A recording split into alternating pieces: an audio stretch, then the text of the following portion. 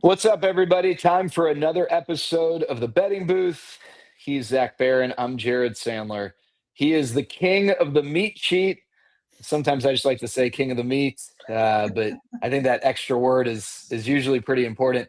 But the man with the numbers, the trends, the data, he's got picks for you. You're going to want to hear them. I've got picks.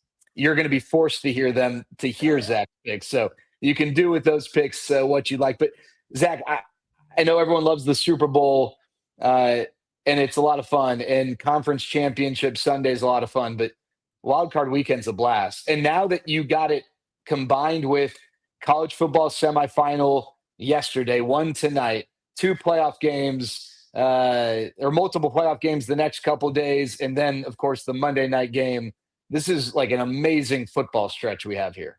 Yeah, this has to be up there with the best sports weekends of the year. It used to be March Madness for me, but now without the continuity in college basketball, this might be up there where you have the Thursday night playoff game, Friday night college football playoff game, and then you lead into the weekend with the NFL game. So it doesn't get much better than this as a sports fan. And if you're betting, you still have enough games where you can get some plays on the board where if you're a football bettor, I don't bet as much basketball. I still bet, some NBA and college hoops, but not as much as I dive into the NFL. So this is like the dream weekend. And, I'm a trend guy, like you just said. I give out a ton of trends, on the show.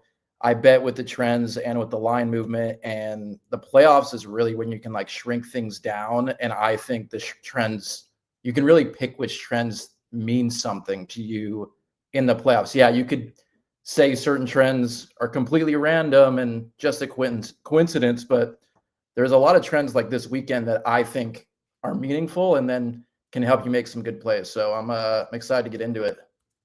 Yeah, I can't wait. And we're going to get into all of the playoff games. If you've listened or watched past episodes, we draft our three favorite picks, and maybe we sprinkle in some commentary on other games. But now that we don't have 16 NFL games on the docket, we'll get into all the games. And I think we'll maybe even draft our three best plays. So we'll add in totals, the over-unders. Okay. But we can then go game by game for the ones we don't cover. But I figured for the folks who are listening live, watching live, we got a big game tonight. You hit, and I decided to tell you Miami. I think it might have ended at Miami lane 3, but whether it was 3 or 3.5, you hit with Miami scoring that touchdown late to beat Ole Miss. We got one more tonight. Oregon, Indiana. Indiana is a 3-point favorite. One of our most loyal listeners, Big Slick Nick, is a huge Hoosier. He's an alum. He always asks us our thoughts on the Indiana game that week. So Indiana, Oregon, Ducks 3-point dogs in a rematch. They lost the regular season showdown in Eugene, and I think the total's at 50.5 as well. What are you thinking with this one?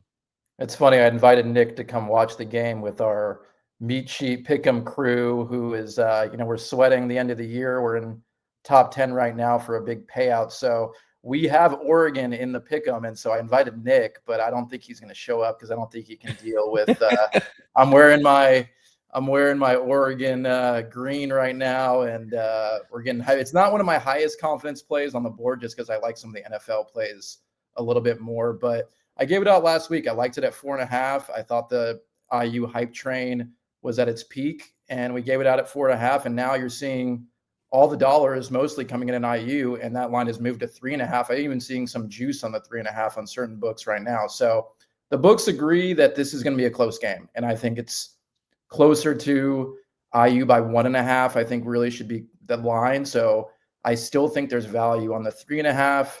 My heart, it's similar to last night. Like my heart was with Ole Miss. I actually before the game, I was like, man, I'd love Ole Miss to stick it to Lane Kiffin. Like, I think whatever you want to believe, I think he's kind of a piece of shit. And what's wrong with college football to leave that team in the middle of the year and the new age of college football? What's wrong with it? And I would have loved to see Trinidad Chambliss, from a fan perspective, win the game. But, my head just said Miami was the right side in the trenches. They were too big for them. Up front on both sides of the ball. So I think this is going to be a knockout, drag-out game, come down to the last possession, similar to last night, and maybe a little bit lower scoring than last night. But I still like the points with Oregon. All right. Can I interest you? Because I'm seeing right here Indiana -3 flat at -115. Mm-hmm. What if you're looking at a book and you're seeing just a straight 3? Mm-hmm. How do you feel about that? I think the hook is super important if I was on the Oregon side. I think if you're on IU, obviously you love having it at a field goal or less.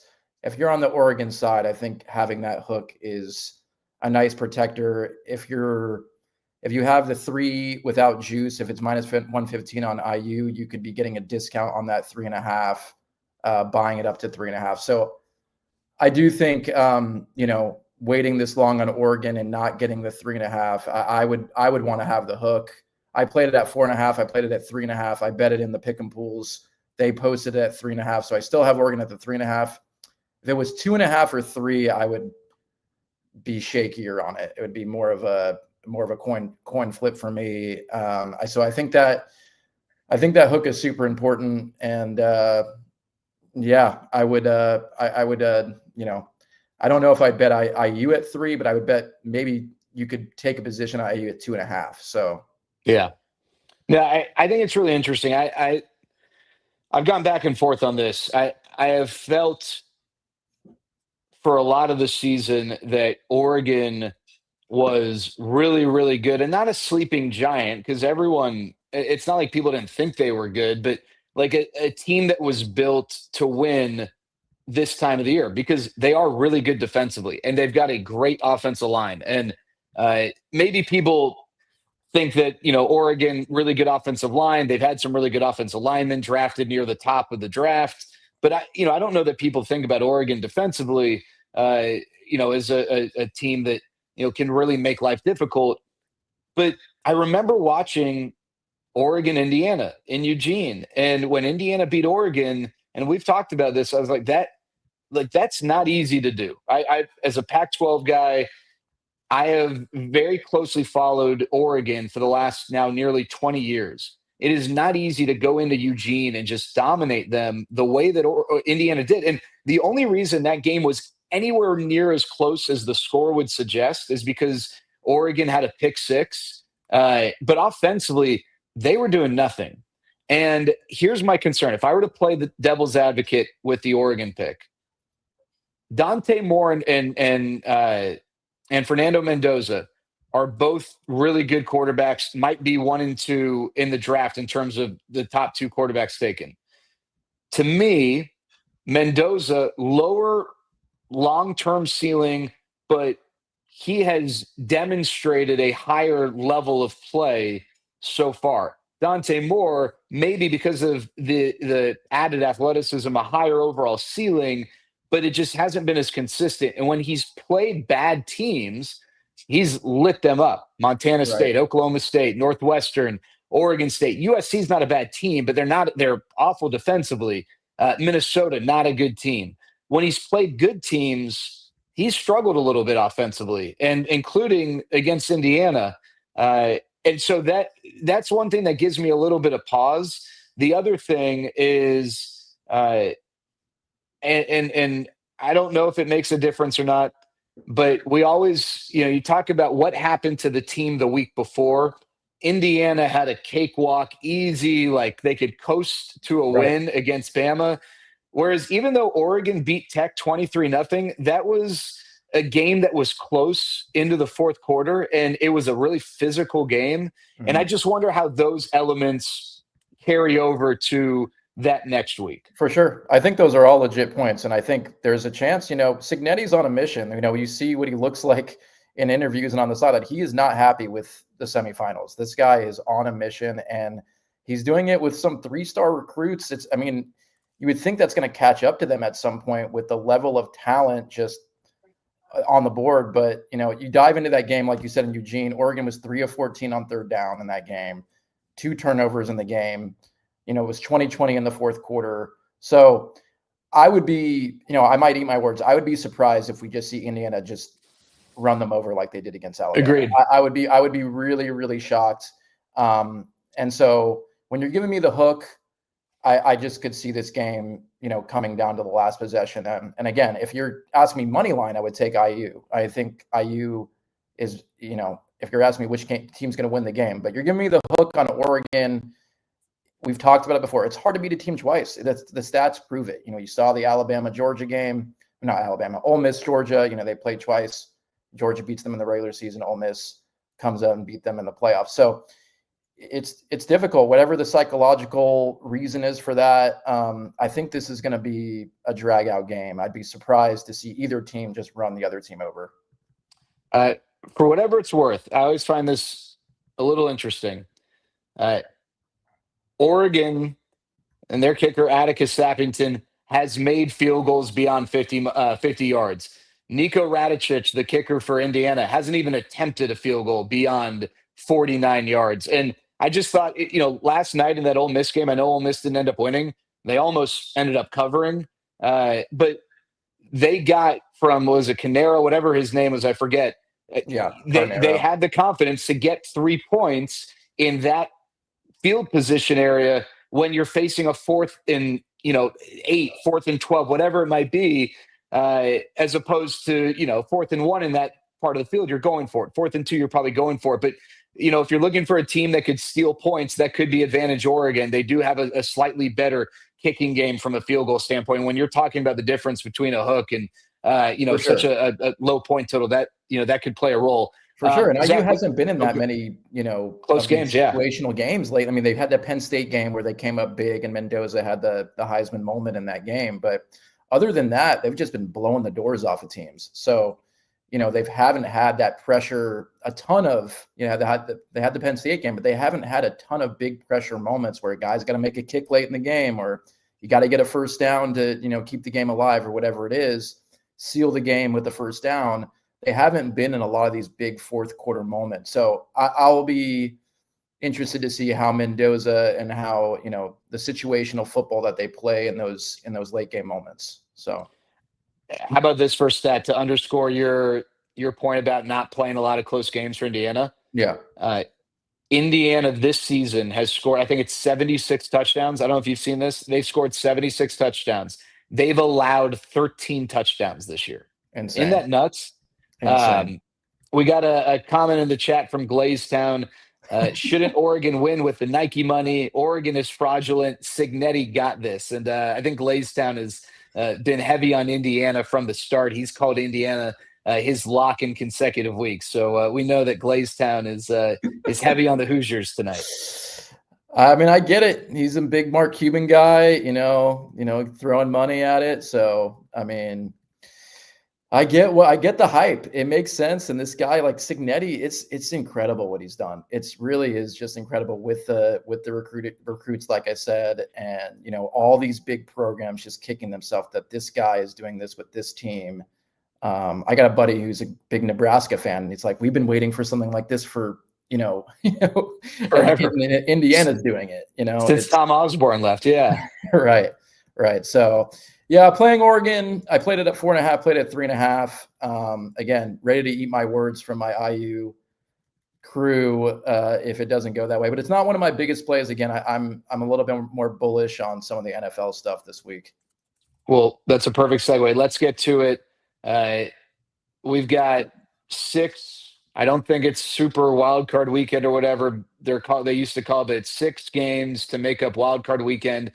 Tomorrow, you've got the Rams and the Panthers kicking things off on Fox. Bears, Packers at night on Amazon Prime. Sunday, you got the triple header, Bills, Jags, Niners, Eagles, Chargers, Patriots. And then Monday, they didn't give the Texans the Saturday day game like they typically have in the past, but they did give them the most uninteresting time slot, the Monday night against the Steelers. That's probably the game that's like at the least level of sexiness. Right. But could be close, and you could be looking at a team that represents the AFC in the Super Bowl if the Texans can get by the Steelers. But the Steelers at home as a dog, I'm sure that is going to come up because that is the most trendiest of trends when you are betting the NFL. But we'll let you start off. I was pretty horseshit last week. I think I went 0-3 in my picks.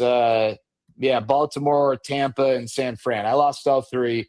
You went, let's see, two and I went one. 2-1, and it with Yep. the frustrating part is I went like 7-1 overall, and I crushed the bowl games. And the game I gave out on here, my last pick was the Bengals, and that game, from the beginning, it looked like Joe Burrow was disinterested in the game. I did want to give out the stat that there was a guy in Circa Survivor who had, I think there were 6 teams left. If anybody knows what Circa Survivor, you have to pick a game every week to win, and you can't pick the same team twice. This is the biggest survivor pool in the country. The winner got 18 million this year, but usually it gets split by a few guys. So there were 6 guys left, and they all had big favorites, but one of them had the Bengals.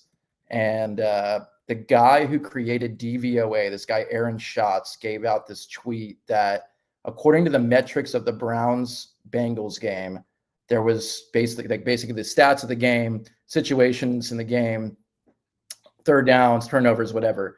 Based on DVOA, there was a 1% chance the Browns should have won based on the metrics of the game, which was the 6th longest odds with a team in NFL history. So that's how bad That's of a crazy. beat this guy had. This guy had the Bengals in Oh my Survivor, gosh.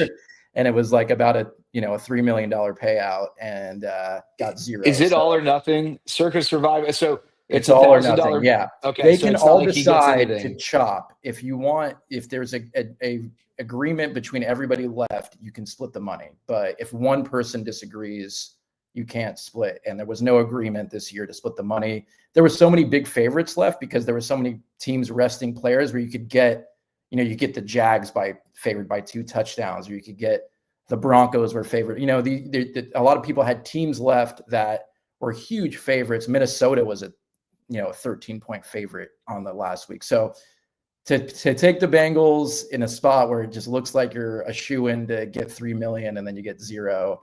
So I was frustrated about the Bengals game, but not as frustrated as one other guy out there. So it was a good week. I'm going to talk about a lot of trends on this. I mentioned at the beginning, I'm a trend guy. The playoffs, the game gets faster.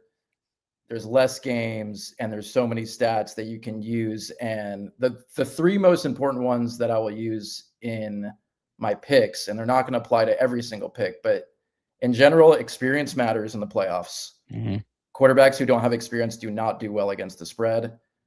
I think it's something like 20-40 against the spread in their careers, since the Super Bowl merger, I believe.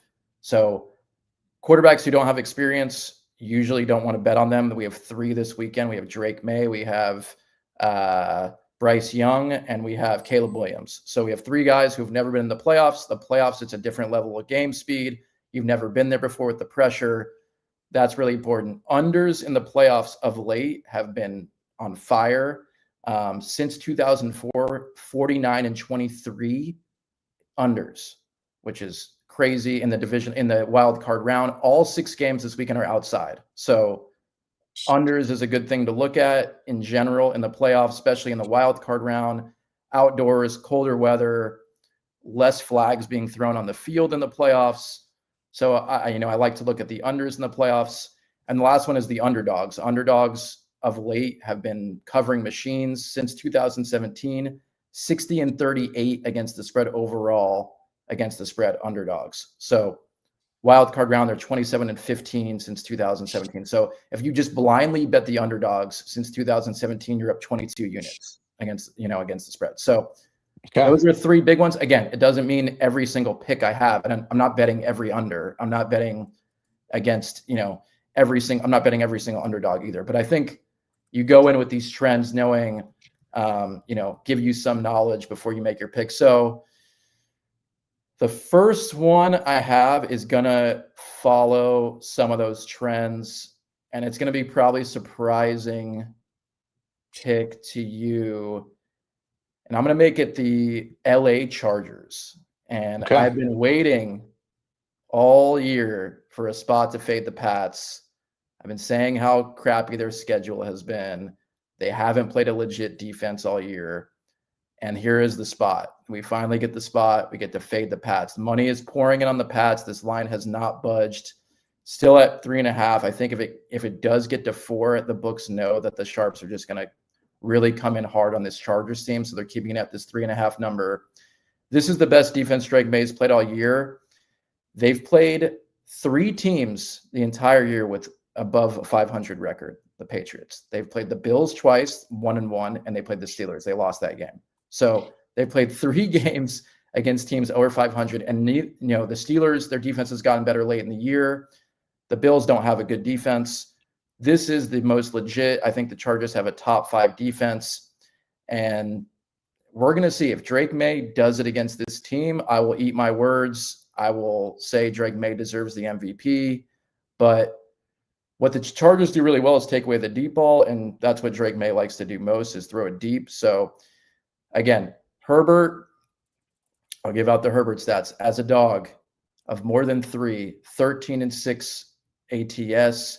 He's won 4 games outright in a row this year as a dog, so he's been graded as a dog.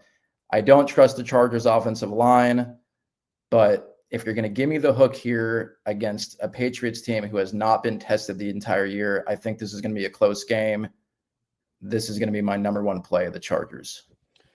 Are you, just to clarify, because, when we would do this in the regular season, we'd use some strategy. You maybe would not pick a game and save it for your next pick if you didn't think I was going to go there. Is this your number 1 overall play, or is there strategy in you bringing this up first because you don't think I'm taking the Steelers? So I feel like the Steelers is like the most Zach Barron play on the board. Yeah. The Steelers is my number 1. I just know you're not going to take it. I was pretty sure. I just know your feelings towards this Steelers team. I know you faded them last week. So I was just going to be really surprised to see you come back around this week after fading them against the Ravens and say, this is my number 1 pick. I'm going to take the Steelers. Okay.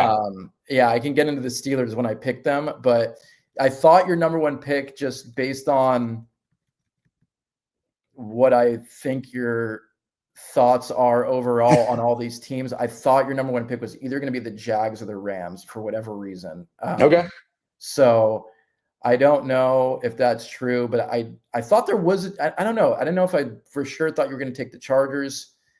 I didn't think you would take the Steelers, and I know Packers, you have too much emotion with that team to maybe make them your number 1 pick with your head because you have so much with your heart on that team. So you're not wrong there. So I'll say, and I'll let you get into Steelers. I do like the Steelers. I don't know that they're going to win, but at some point, it's the whole fool me once, shame on you, fool me twice, shame on me.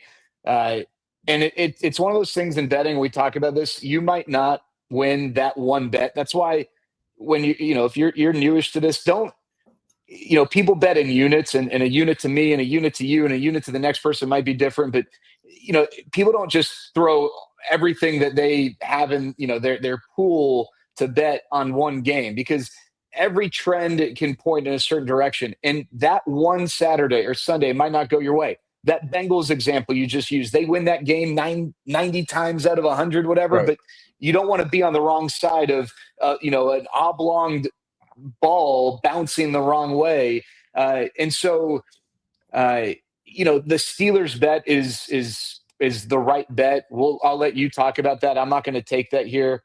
I'll go this, and I'll tell you this with just to echo what you're saying, you can find a reason to bet any team, right? You can find a trend that defends your play, and it's just like I said, that's why I kind of broke down my 3, because I was like, these trends matter to me, and I think they actually play out on the field, and it makes sense. Like, there's logic behind why they happen, but you can find. There's the Panthers stat this year. They've covered every single game after they lost. Does that mean? Is that a psychological thing? Is that just randomness? I'm not sure, but it's just what has happened. But I could find a reason why the Patriots are the right side and give you some trend that Justin Herbert, he's been terrible in the playoffs. I think he's 0-2 against the spread, 0-2 straight up in his career in the playoffs. So I could say, Herbert's not the guy you want to back here. But again, I think some of the stuff I gave out matters. I think the inexperience of Drake May, again, if he comes out and balls out, I'll say Drake May's him. He's the guy. He's the MVP. But I haven't seen it yet. So I think there's value in taking the other side. But yeah, like you said, you could find a reason to back anything, really. Yeah, no, for sure. I don't have. I do prefer the Chargers in this game. Another play. I don't know that I love uh, an over under figure at 45 and a half. I would lean under, and you've talked about it at this time of the year. The weather is just can be such a factor. But I'll tell you one bet I like. I'll throw out a prop. I know we don't talk about props a ton. I really like Justin Herbert over 27 and a half rushing yards. And remember, uh, in the NFL, when you get sacked, that does not count against your rushing yard total like it does in college. I don't understand why it does, but in college, when you get sacked, you lose rushing yards. In the NFL, you get sacked 500 times. It doesn't count against your rushing yard total. You mentioned that offensive line for the Chargers that has been a problem. And usually that puts a quarterback in a position to run more. And also, usually in the playoffs, you see quarterbacks give up their body more to get the extra few yards or to tuck it and run way more so than in the regular season. And so I like Justin Herbert over 27 and a half rushing yards as a bet for that game. My first play, you're right. I'm I going like with the that Jets. bet. Yeah, I like that bet. And they're gonna. I mean, I think Hampton was in a walking boot this week too, so I think he's Mhm. gonna play, but he might be limited. So they're gonna ask Justin Herbert to do a lot in this game. He's gonna drop back to pass a ton in this game, and he's gonna have to make something out of nothing. And he's done that in big spots this year. So I like that bet of the over rushing yards. I and I like what you said earlier that I like Jacksonville because I do. I like Jacksonville. That's going to be my first pick. Well, you tell me the number. I don't care the number. I'm going to take Jacksonville. This number has changed. I've seen it on both Yeah, I sides. think Jacksonville +1, I think is, I'm seeing Jacksonville +1 with a little bit of juice on my site, but it has been moving around a ton this game. Um, yeah, to me, this line really does matter. I mean, for my personal betting, like if it was Buffalo +1.5, I may end up on Buffalo side, but at Jags +1.5, I like the Jags. I think it's for me, it's a very close spot. Right now, I'm seeing +1. So Hey, I'll can give I you the tell you something crazy? I've even seen, yeah, I have seen some Jacksonville yeah laying a point and a half. Right? I mean, yeah it's now we text each other during the during the week. I think well I don't know if you got on. I got on Jacksonville +1.5. All here's the deal with Jacksonville. Uh, it's really a Buffalo thing for me. I do think Jacksonville's good. I do think Trevor Lawrence deserves the respect that maybe I know at least I wasn't giving him earlier in this year when I was just scared to put money on Trevor Lawrence. But Josh Allen maybe affects a game more than any quarterback in the NFL right now, but he doesn't have anything around him. James Cook's really good, but they have no passing game. And in order for Buffalo to win in the playoffs, Josh Allen has to be Superman. We've talked about this. They are bare. Their defense is not good. Their defense hasn't been good in postseasons past. They're not good. They don't get to the quarterback. The only reason they're passing defense, I think I saw, they're actually ranked favorably, and I was like, this is not right. It's because their rushing defense is so bad. It's easy to run against them. Teams don't have to pass with as much volume against them. But I just, to what we were saying earlier, anything you can always find a reason. Anything can happen. I will bet against the Buffalo Bills until I can't this postseason run because you cannot win sustainably in the playoffs with as one-dimensional of an offensive attack without a good defense like what the Buffalo Bills have. yeah. They Zach, I've gone back go and ahead. forth on this one. I initially I was like, I'm definitely going to be on the Jags. I know, like my head says Jags every single time when I look at this game. Who does the public trust the most in the playoffs? There's no Mahomes, there's no Lamar Jackson. Who is the public going to bet on? They're going to bet on the guy they know, the household name is Josh Allen. So you're going to have the public cheering for Josh Allen, betting on Josh Allen. And so there's going to be the books. Really, you're going to get value on the Jags because there's so many people who want Josh Allen. They want Mhm. Josh Allen to have that moment in the playoffs.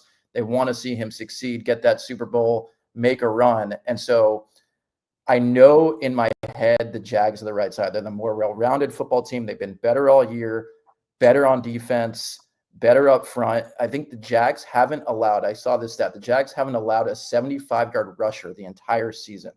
Not one guy has rushed for 75 yards on the Jags the entire year. So the Bills' strength is their rushing attack, and that's the Jags' defense's strength is to stop the run. So we've said it all year. They've done a disservice to Josh Allen with what the weapons he has on that team. And he hasn't been good in the playoffs, despite, statistically, last year, it wasn't his fault they lost, but he's 0-4 straight up, 0-4 against the spread on the road. Is that a Kansas City Mahomes stat, or is that something to be looked at when he's out of the cold weather, going somewhere else? He's going to Jacksonville. It's going to be a nice day. You're not going to be up in Buffalo, with that home crowd. So, man, I everything in my head says Jags. There's something in my heart that's like with the public here, with Josh Allen being like, is this guy going to put the team on his back? I told you last week, I believe in like the voodoo of the NFL, like good things happening for their viewers, like viewership. Everything fell for them last week, where they had the most possible games with something that mattered. The Bucks beat the Carolina, so like the Atlanta New Orleans game mattered on. Now they get another game, so it would be good for the NFL if Josh Allen made a run. That doesn't, do you believe in that stuff? I don't know. So I still have the Jags, especially at the plus number. If I'm getting the plus number, I like the Jags. Is it one of my biggest plays anymore? It's not one of my highest confidence. I do think Liam Cohen, this is a different Trevor Lawrence and a different team with Liam Cohen at the helm. And what he's doing scheme-wise up front, their rushing attack, they're the right side in my head. My heart is pulling me back for the level of bet that I was going to make on this initially. So, hey, listen, here's the deal. A lot of times we talk about this, we want to bet on the better quarterback. And Josh Allen is obviously, as good as Trevor Lawrence has been, Josh Allen's the better quarterback. And if you are on the side that I'm on in Jacksonville, you might be watching this game thinking, after Josh Allen makes some ridiculous play, why the heck did I not just bet on Josh Allen? We know that he is, one of the best players in the league. But I think when you look at it, the Jags are just, like, to me, the better team. Like, and I don't even know that it's obviously close, but relatively speaking, it's not close. The equalizer is that Josh Allen can neutralize that difference. But like, the Jags can run the ball. Yeah. Trevor Lawrence has not only been like good, but he's been smart. And that's always been like, Trevor Lawrence has always been able to make some really impressive plays. He's always done some dipshit things where you're like, what are you doing, dude? And he hasn't been doing that. And defensively, Jacksonville's really good, and they're good against the run, and they've got athletic linebackers, and that's a key to being competitive against a really good running quarterback. Now, Josh Allen is elite. Sometimes it doesn't matter what's on the other side of the ball. But I like Jacksonville. Hey, here's the other thing. And you mentioned his name a second ago. I wonder if in 5 years we're talking about Liam Cohen as a guy that you don't want to bet against. What he has done is really impressive. And I have no problem betting on a side that he is leading with what he's done with that Jacksonville team this year. Yeah. And no matter what the Jags do on the field, like what you see with your eyeballs, the public doesn't want to back them. They're expecting that drop off with Trevor Lawrence and that drop off from this team. They've won 8 straight up and eight against the spread. So they've won 8 in a row straight up and 8 in a row against the spread. The public's still not betting on them. It doesn't matter how good they play. The public is expecting a drop off from this team. And there are some stats that, like, if you come in hot, super, super hot into the playoffs, you might be overvalued a little bit. But yeah, the Jags are a more well-rounded football team, and defense in these playoff games, it would be pretty unfathomable if Josh Allen's able to take this team on a deep run with the defense and the weapons he has. It would be quite the feat. So I like it. It's just not one of my higher confidence plays anymore, but it makes sense to be on the Jags side, especially if you're getting them as a dog. If you get them as a favorite, if it gets to more than 1.5, I think you could see this game coming down to a field goal at the end of the game for either side. So I would really like to have a little bit of cushion on the Jags side.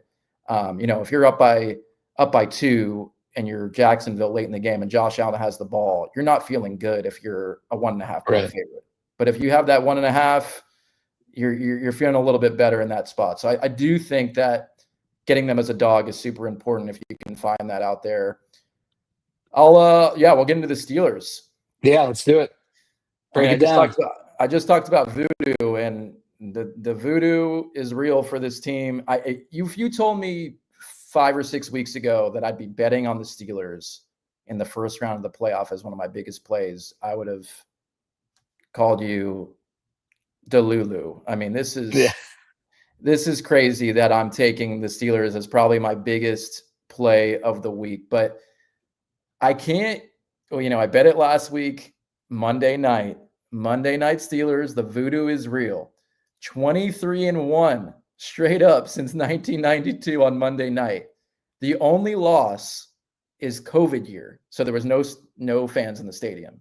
So when there are fans in the stadium, 23 in a row that they've won. Tomlin has won 12 of those. So Rodgers on Monday night, 12-2 straight up in his career, 9-5 against the spread. Houston in franchise history, 0-6 straight up on the road in the playoffs, so 1-5 against the spread. I mean, it's really hard to ignore the stats. I will say the Texans defense, although I still think it's a top 5 defense in the NFL, they've kind of been trending down these last couple weeks. They let Riley Leonard throw the ball all over. That game mattered to the Texans. They were playing their guys, and Riley Leonard was able to throw the ball down the field. If there's one thing that you can do against the Texans, it's throw the ball deep. And Rodgers can still throw the ball deep. You saw it in the game against the Ravens. He hit Calvin Austin for that game-winning touchdown, what ended up being a game-winning touchdown. And now they're getting DK Metcalf back. The public is still with the Texans here. It opened at 3.5. Line is moving towards the Steelers. So this is a gross game. I think it's going to be an ugly game, but you're giving me 3.5 with all those trends on the Steelers. I'm gonna back the Steelers, and the public's coming on the Texans because they're on a 9-game winning streak. They've won 9 games in a row.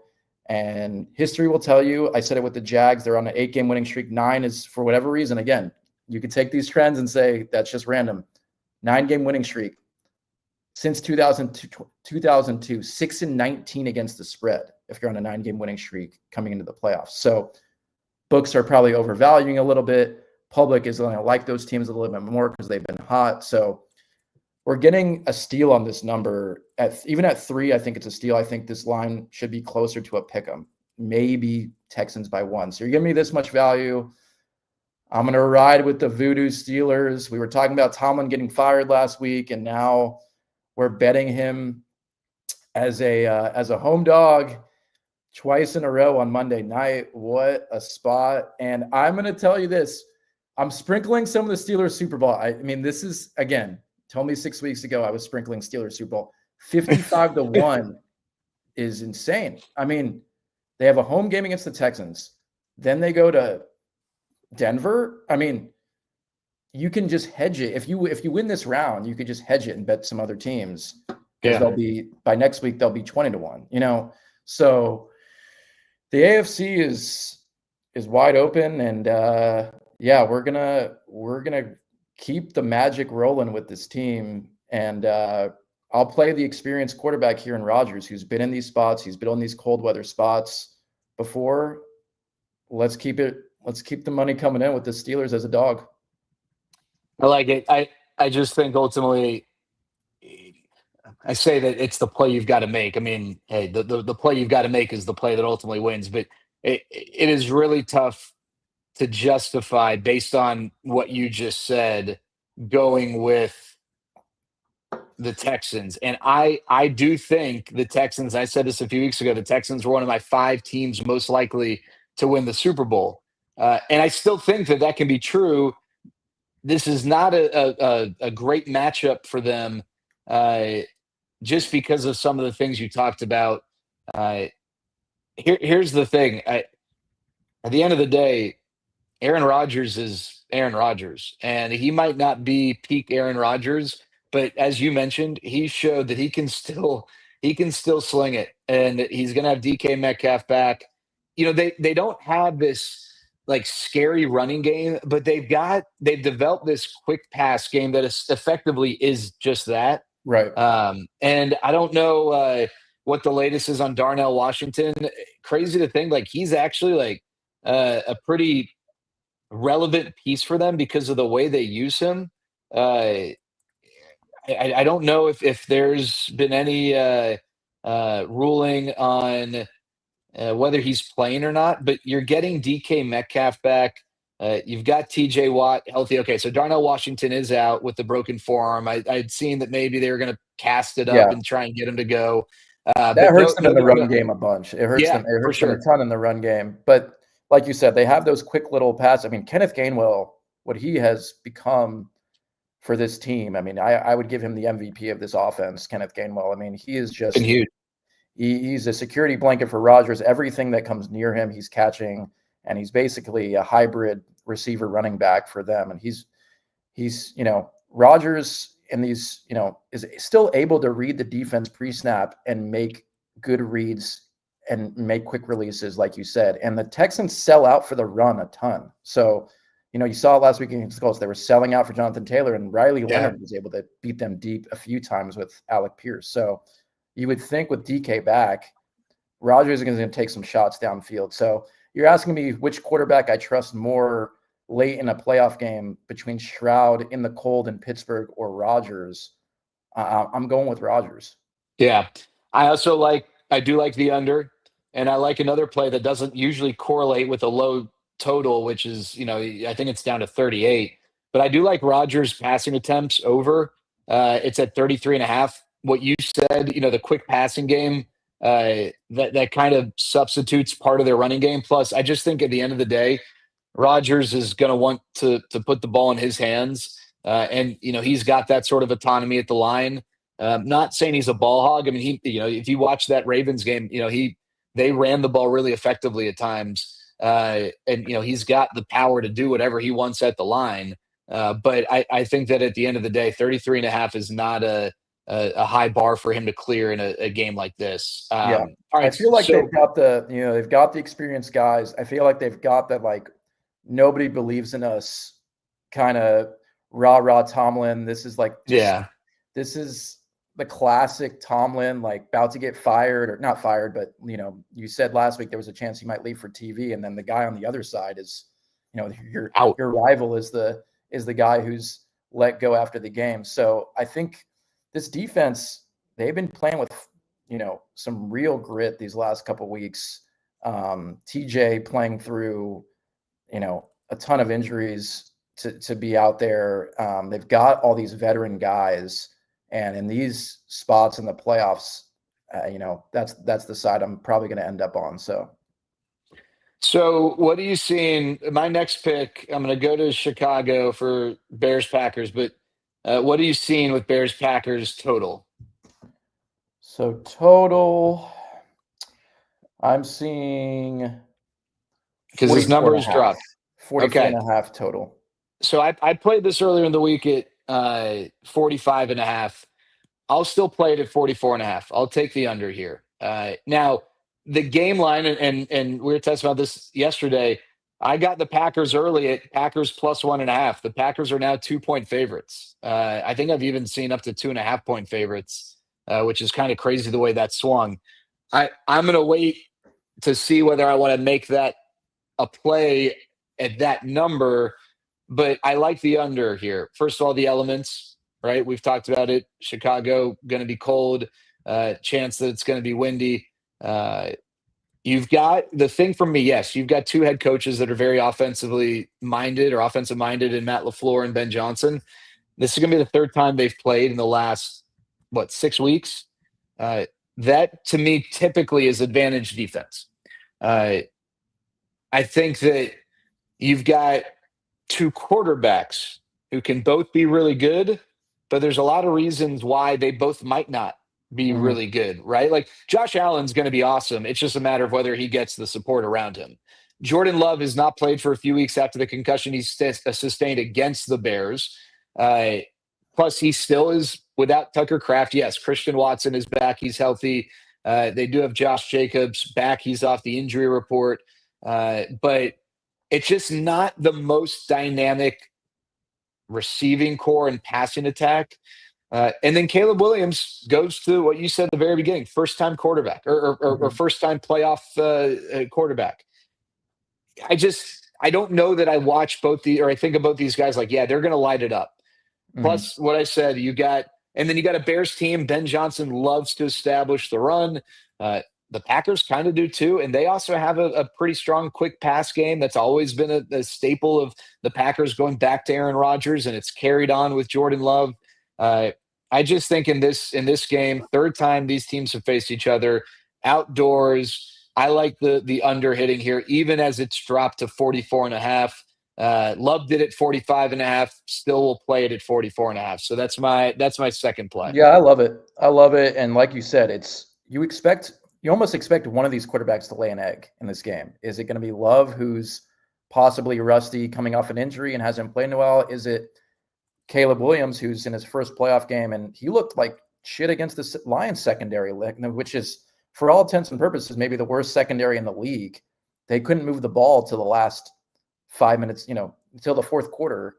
They couldn't move the ball against the Lions secondary. So what's he going to look like this week against the Packers? So you almost expect one of these quarterbacks to not play well, and that plays into the under, the familiarity with the teams, division opponent, cold weather.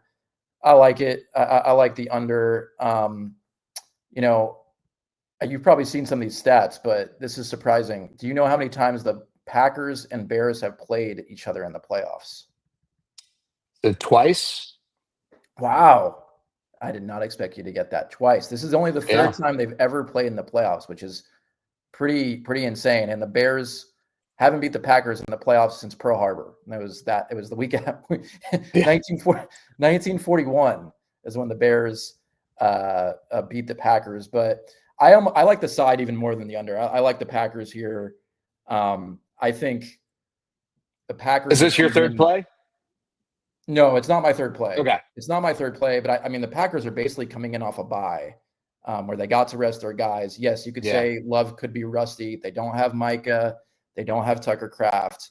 But the Bears played a full-out grinder of a game with the Lions last week, got even more injured in that game, and now they're playing on a short week against a rested Packers team. The way the Bears beat them, I mean, both the games, the Bears pulled magic in the first one just to have a chance to win, and then they pulled magic. Caleb Williams and the Bears pulled their magic in the second game to win the game with the onside kick, and then the Packers should have won that game. Yeah. So I told you that the Packers would be a favorite if they played the Bears first round. They You're opened right. they opened the Bears as a favorite though, and then they moved it. And when you see a 2 seed as a dog in the playoffs, so the Bears are the 2 seed at home, now an underdog, and the books moving the line all the way to the other side. The books are telling us the Packers are the side to be on here. I like it with a rested team, and 70% of the bets coming on the Bears. So it's I got to see it from Caleb Williams, like you said, in the playoffs before I can back him.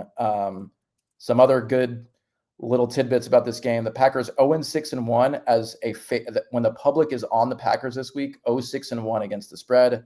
When the public is on the other side, 7-3 against the spread. So basically, when the public's counting the Packers out, they perform better for whatever reason.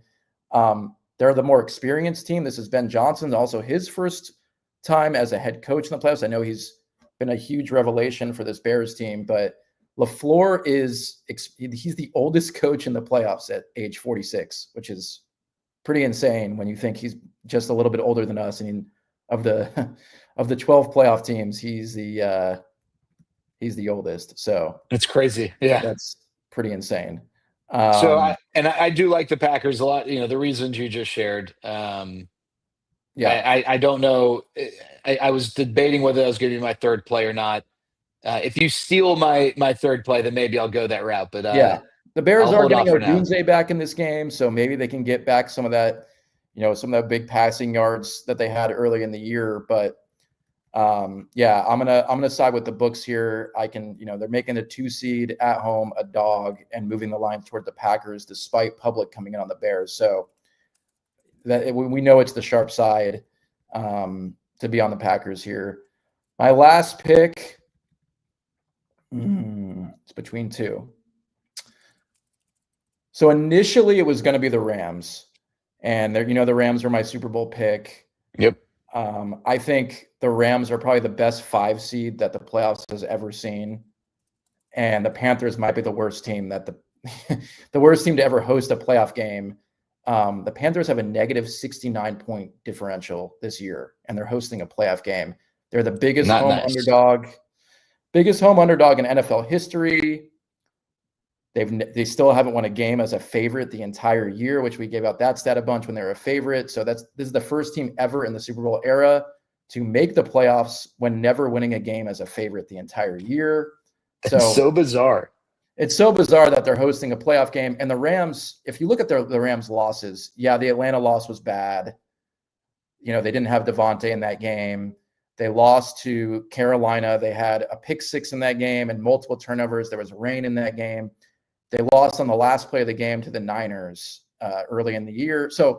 And they lost that game against the Seahawks with a 2-point conversion at the buzzer against, the other best team in the league. So the Rams could easily be having a bye here. I still think they're the best team. So I've been talked a little bit off the making this my biggest play just because of some of the stats about the underdogs in the playoffs, Panthers off a loss, all that stuff. I don't know for sure that Devontae's playing, although it looks like he's going to play.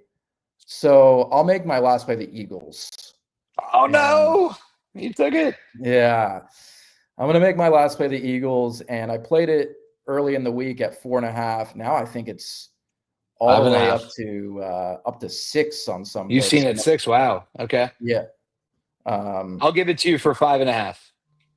Hold on. We got a call from one of the meat sheet guys, but we can't let them into the show yet. So,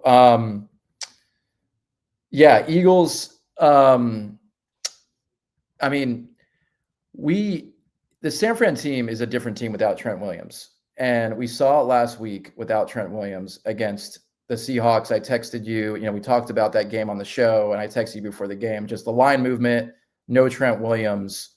I can't back the San Francisco team. They've beat up on bad teams, but when they've played legit defenses, they look a lot different, and they look a lot different without Trent Williams. They're beat up all over the field. The defense is beat up.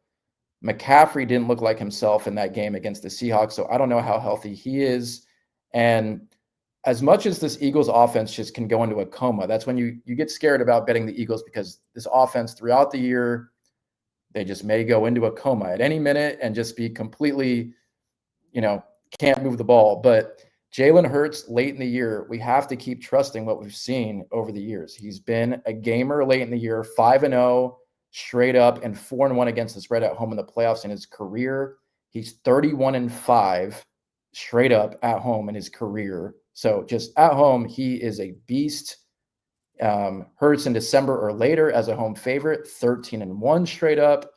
And Purdy in his career, 51 starts in Purdy's career. He's only been so everybody talks about Purdy, Mr. Irrelevant. He's the underdog.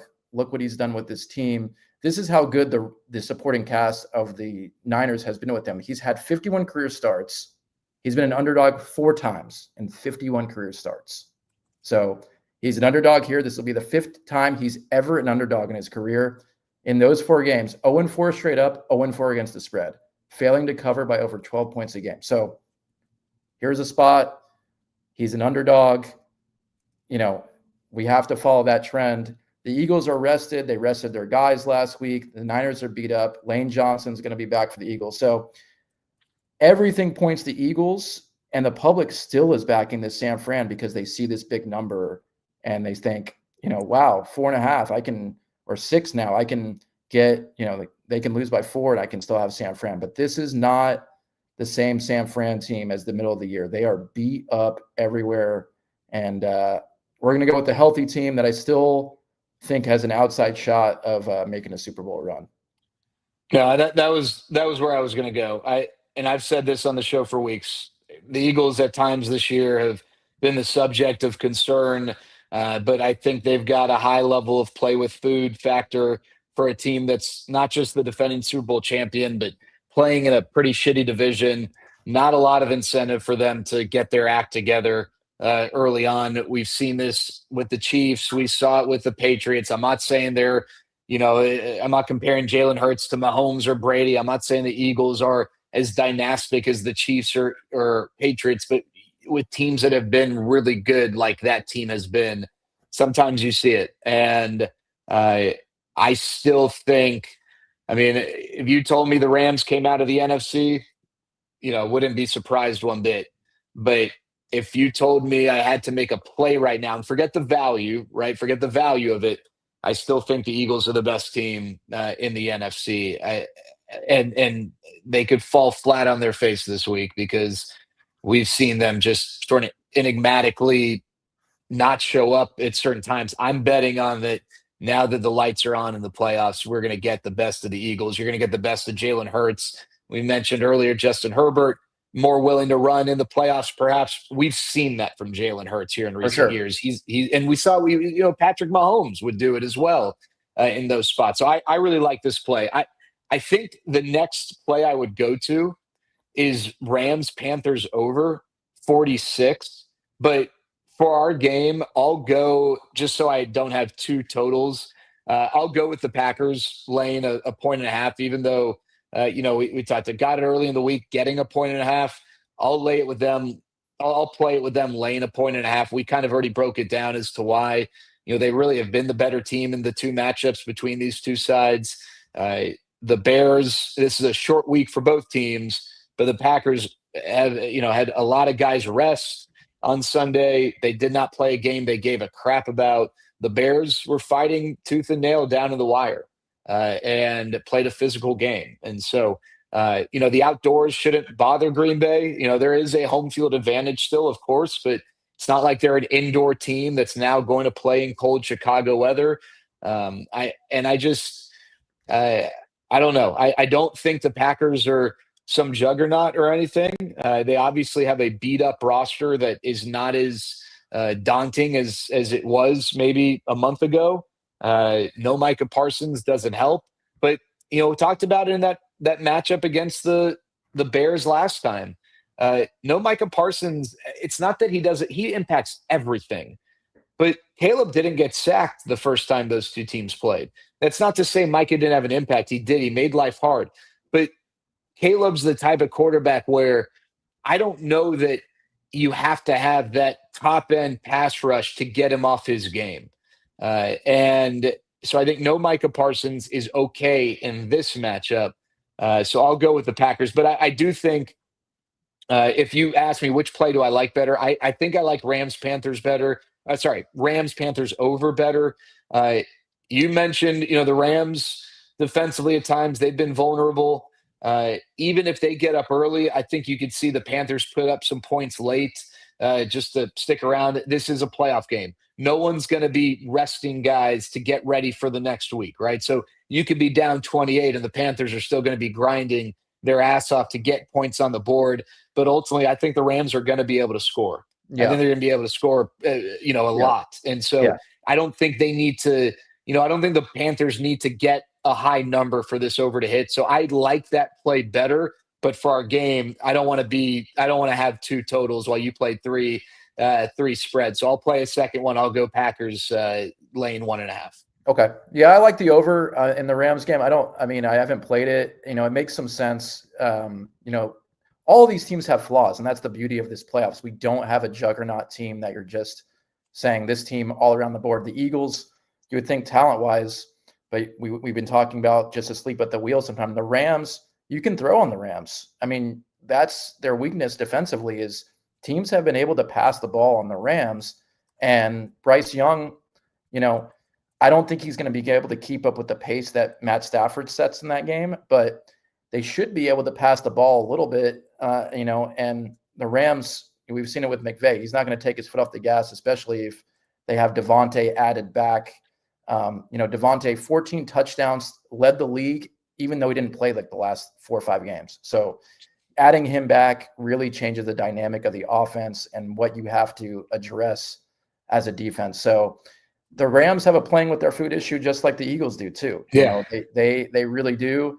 And I don't think they're going to play with their food in this game. I think they'll come ready to go. There's a reason this is the biggest road favorite that the playoffs has ever seen. And they made this number, you expect the Panthers beat this team earlier in the year. So you're like, maybe we're going to see 7.5, 8.5, 10.5. And the public likes the Panthers because they saw this Panthers team beat this team in Carolina earlier this year. But this Rams team, especially if Devontae plays, is going to come out locked in on offense. I could see it going over. The only thing that could, sway me away is weather. If we see some rain in this game, maybe that sways me off. But the Rams can run the ball and be that version of offense as well if it does rain. So I like it. I'm playing probably more unders than overs this weekend. But if we're going to ask me, it's the only over I'm playing. Yeah. The game I'm most excited about it though is that Bills-Jags game. If there is one game you say you only can watch one game this weekend, it's that Bills-Jags game. That would be the one that I really want to see if Josh Allen can overcome, everything, all the disservice that organization's done for him with the players around him. If he can put the team on his back in this spot, it would be quite the feat. So that's the game. I'm sure your number one is going to be Packers-Bears. Packers-Bears. Yeah. Packers-Bears. But I'll tell you, and this is a gross game, I think, or the grossest of the games, but I still love Aaron Rodgers. And, any game he plays at this point could be his last. I don't know if he's going to be back. I'm hoping he comes back next year because he actually was pretty good this year. But I think that could be fun. I just to appreciate Aaron Rodgers back in the playoffs. I'm glad. I will always wonder what the Jets would have been if Rodgers didn't tear his Achilles, because it was clear he wasn't the same last year. And maybe the Jets were always going to suck because that organization is such a disaster. But I'm just glad that my last memories of Aaron Rodgers aren't, Aaron Rodgers is a New York Jet just struggling tremendously amidst this dumpster fire. But yeah, that Jags Bills game is going to be fun for sure. Eagles 49ers could be like a super entertaining game. I know a lot of DFW folks don't care so much for the Eagles, but should be a lot of fun. Is there like any other, whether it's a futures play, a prop, anything that you've looked at that you really like?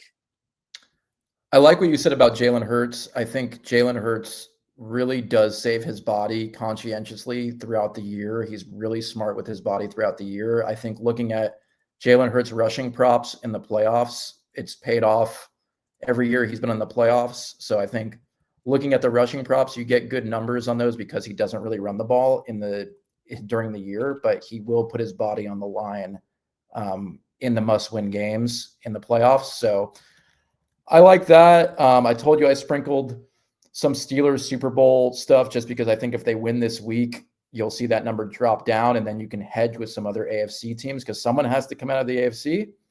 I already have a bunch of Rams futures at better numbers than what you're getting now. I don't think, at 4-1, not getting a ton of value now on the Rams. I think they've dropped that number. I think it's like 4.5-1 right after the Seahawks are the favorite, then the Rams. So, yeah, I've got some Herbert stuff. Like you said, I've got Herbert over passing attempts and over rushing yards. I think they're going to ask Herbert to do a lot in that game, and betting a lot of unders on the inexperienced quarterbacks. So, Drake May unders, betting Caleb Williams unders. I'm following that trend. So we'll see if that pays off, but no other big Super Bowl bets, other than Rams, and then sprinkling the Steelers, which is funny because I don't think the Steelers are going to win the Super Bowl, but I think you can. Yeah, getting a ridiculous number based on their path in the AFC. Yeah, why not, right? The AFC's wide, it's all wide open. And it would not be the craziest thing ever if Aaron Rodgers was able to will his team to that point. He certainly is motivated to do so. All right, this has been our wild card edition of the betting booth. Uh, if you're not watching live, you're watching on replay. Hopefully, you're watching in time to cash in on some of these picks. Again, Zach going with uh, the Chargers plus 3.5, the Steelers plus 3.5, the Eagles laying 5.5. I'm going with Jacksonville plus 1.5. The Bears Packers under at 44.5, and then the Packers laying 1.5 with a line that's flipped in their favor for that Saturday night game at Soldier Field. You can I don't know, subscribe somewhere, do all the stuff, share it with your friends. We'll be back next week for another episode of the Betting Booth. Thanks so much for being with us. Happy football watching this weekend, and we'll talk to you soon.